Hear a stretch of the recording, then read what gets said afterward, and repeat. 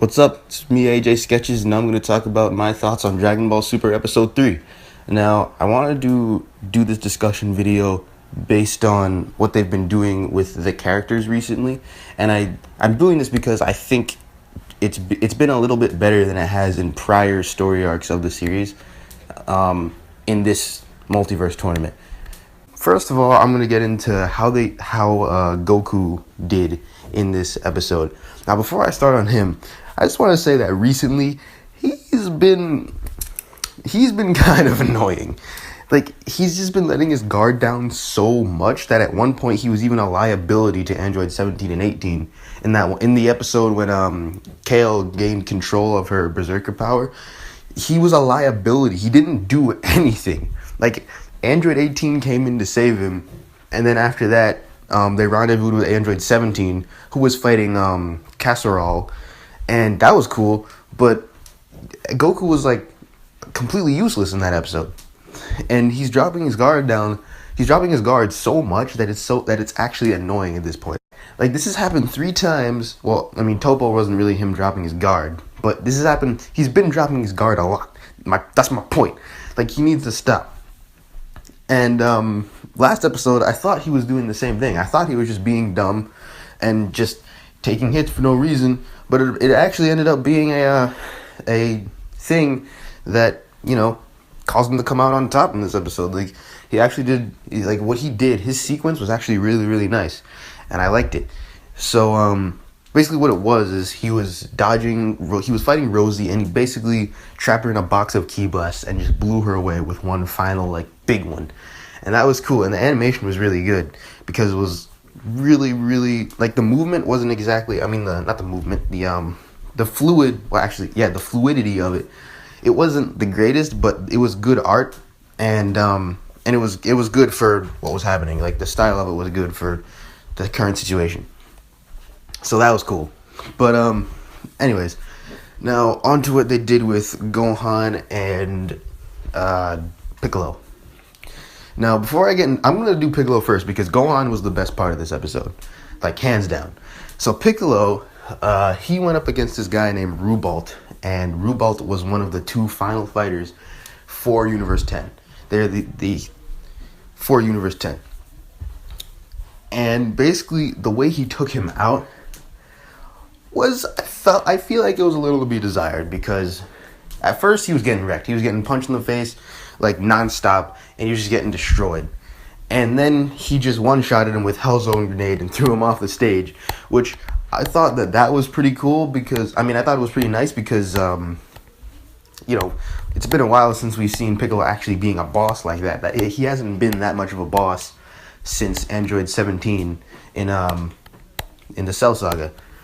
It's just that I was hoping for more of a fight and not just an annihilation, because we haven't really seen any other characters other than, like, Goku and Vegeta on the Universe 7 team, at least.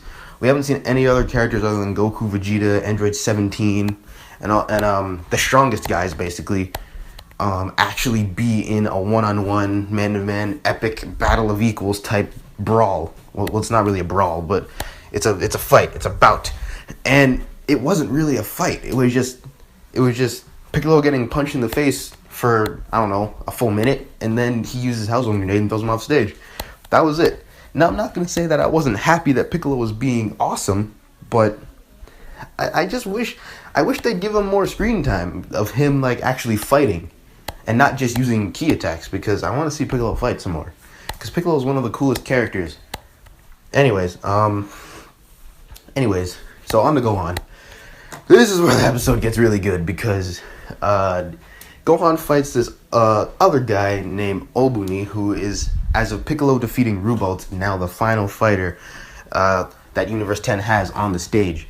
And what he does is he has this ability, he uses this ability where he shifts around his internal energy so that his opponent can't read his movements and can't get a read on what he's about to do.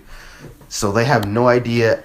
They can't hit him. It's basically a souped up version of a feint punch. The series explains it a lot better, but the point is Gohan can't tell where he is. And he can't get a hit on him, and Gohan just starts getting knocked around, and Gohan actually whips it out real quick and starts tanking hits so that he can land a punch on him. So he starts doing that, but at this point they're both taking damage because Gohan's taking damage from the hits that he's tanking, and Obani's getting hit by the counter that Gohan's dishing out.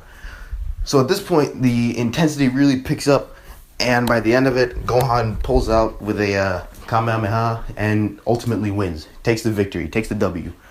But this last part really made the episode for me because you see Albany's pendant, his pendant, on like when he was getting blasted, a pendant fell off of him. I don't know how it didn't get destroyed, but a pendant fell off of him, and it showed a picture of his wife and kids. And it was really sad because as Gohan was looking at that picture of his wife and kids, Zeno was destroying Universe 10. Oh my gosh. This part was so good because Gohan is fighting for the exact same thing. And you could tell that even though he just met this guy and even though he was fighting against him, he had respect for him. And that's just something I wouldn't... Okay, it pains me to say this, but stuff like that, deep stuff like that, I really wouldn't expect out of Dragon Ball Super at this point because it just hasn't really been there in comparison to what Dragon Ball Z did and what Dragon Ball did with the characters on an emotional level. Like, for instance, when right before Vegeta blew himself up in order to defeat Majin Buu, that whole talk that he had with Trunks and how he let loose all of his feelings and went and made the ultimate sacrifice, even though it didn't end up working. But stuff like that, it just hasn't been present in Dragon Ball Super. So I'm really happy that this episode did it because I think the series was in need of something like this. And yeah, that's why I honestly believe this episode has been the best Dragon Ball Super episode so far in the series. It's my opinion though. That's just my opinion. And on another note, so Botamo, yeah, I'm just happy he's gone. I wasn't even that really excited about how Gohan was able to defeat him. I was just excited that he was finally off the stage because I really don't care about Winnie the Pooh on steroids. Like, there has just been so much footage or too much screen time for Botamo. Like, we haven't gotten anything from Universe 3. We haven't seen anything from Kaba, and these guys, and they're just showing us a whole bunch of Botamo. I don't care about Botamo. Show me something that I haven't seen yet. I don't mean to be that guy, but like, I really don't want to see Botamo. He's so dumb. But yeah, overall, this is my favorite episode in the series so far. And, oh